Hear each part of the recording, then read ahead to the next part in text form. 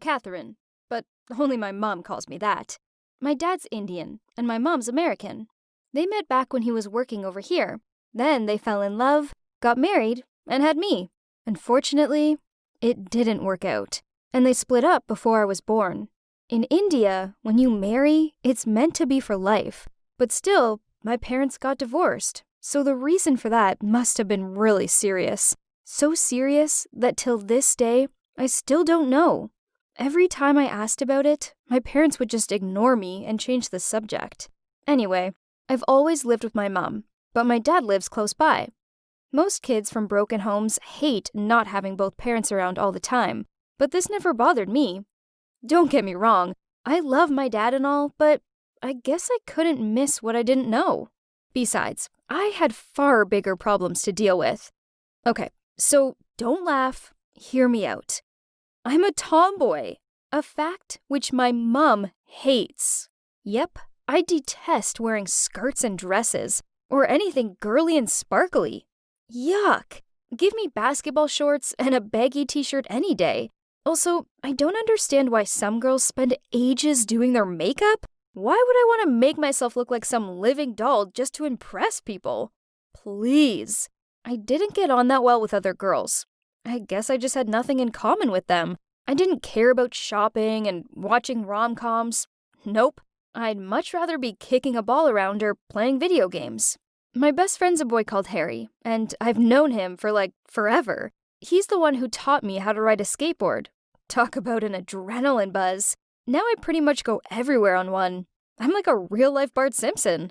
For my whole life, my mom's given me disapproving looks. From the time when I only invited boys to my 6th birthday party, tore the arms off the dolls she gave me, and point-blank refused to move when she booked me in for ballet classes.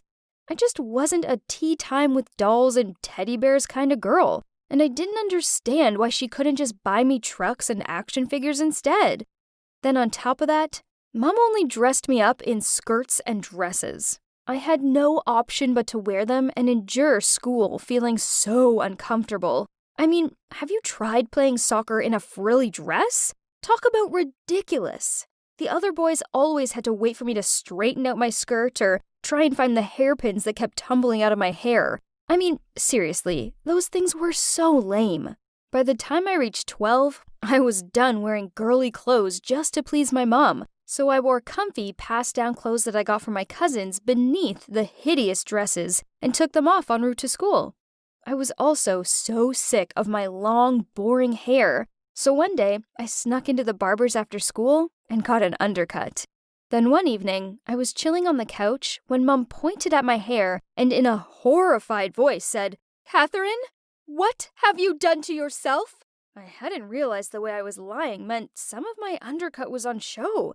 I just shrugged and replied, "It's my hair, so I can do what I want with it." "Why would you want to make yourself look ugly?" she shouted. "It's not ugly. It's cool." My mom looked so shocked. She grounded me for a month, and during that time, she barely spoke to me.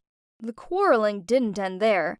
Over the next few years, it seemed like every little thing I did annoyed her. From chewing on gum to refusing to wear a dress to my cousin's wedding, you name it, it made her mad.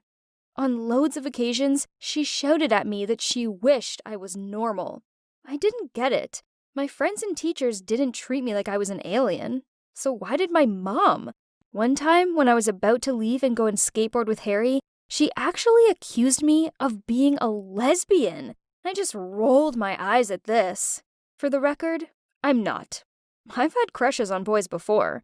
Anyway, my dad was a lot more chilled than Mom. He's totally okay with me being a tomboy.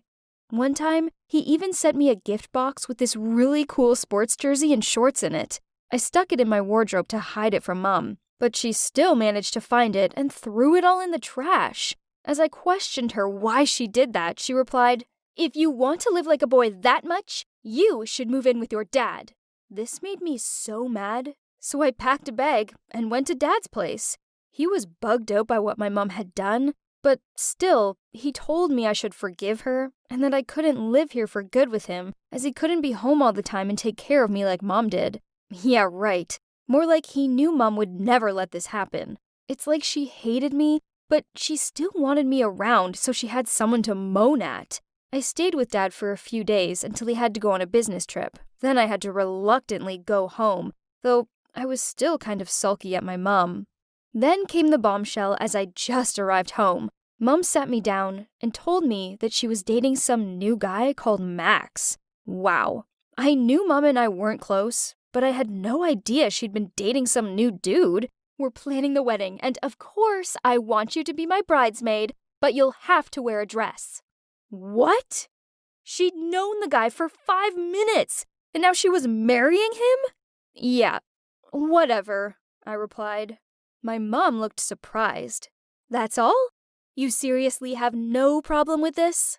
I got up and walked upstairs to my room while saying, Yeah, Mom, I'm okay with it.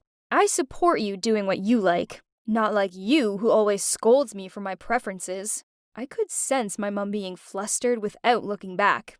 Ha! I'd won this round. So, Max moved in with his teenage daughter, Taylor, who's a year younger than me and goes to the same school. Talk about a Barbie. All she seems to be is a mass of shiny blonde hair and pink everything. Like, seriously, her rucksack, bed covers, curtains, even her phone's pink. But it's fine. Everyone has their own taste, so, whatever. Actually, it turns out that this new addition to the family wasn't as bad as I thought. Max is an okay guy who never looks down on me or comments on my tomboy ways. And about my mom, her focus towards me decreased. I was basically invisible to her, now she had Taylor around. You think I'd be mad jealous, huh? Actually, no. Not at all. I was glad of the peace. But then Mom started comparing me to that brat, saying how I should be more like her as we were both girls, but I acted like a little demon. What? Taylor was so pathetic. She screamed when she saw a roach in the kitchen and refused to get down from the worktop until it had been removed. Don't even get me started on how she acted like she couldn't reach the top shelves in the school's library, so other boys had to help her. Ugh, sickening. Then things got heated when Taylor stormed into my room and asked me to come down for dinner.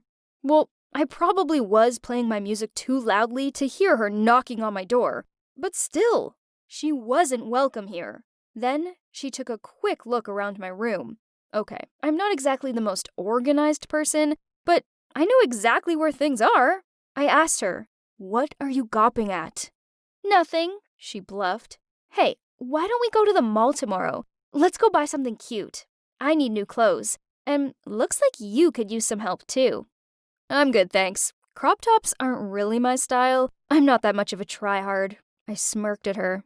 Oh, please. You wish you were like me. Look at yourself. You have the sense of fashion of a 5-year-old boy. That's so childish. Who wears cargo pants anymore? Beats being a flamboyant ugly duckling who hides behind a zillion layers of pink glitter and foundation. Well, at least this ugly duckling will soon become a swan. But you're stuck being a nobody forever. No wonder Mom hates you. I stared at her with hatred. Who was she to judge me in my own house? I needed to teach this brat a lesson. I charged towards her and yanked back her hair. She yelled at me to stop. Then at that moment, my mother appeared and shouted at me, Kathrin, stop this at once! You need to grow up. Me? I shouted back. She just told me you don't love me. Well, she has a point. No one could love someone who acts like this. Look in the mirror. Taylor only said she has a point. No one could love someone who acts like this. Look in the mirror. Taylor only said what we're all thinking. You're 17 already, for God's sakes. Grow up a little and give me a break. What was Mom saying? She was taking the side of some random girl that only just moved in over her actual daughter? Great. There's zero use fighting with these close-minded morons. I let go of Taylor and pushed her and my mom out of my room, screaming at them, Fine! You two go and live happily ever after in your pink, fake, girly world. Then I slammed the door in their dumb faces. I was so done with them. I was so done with everything.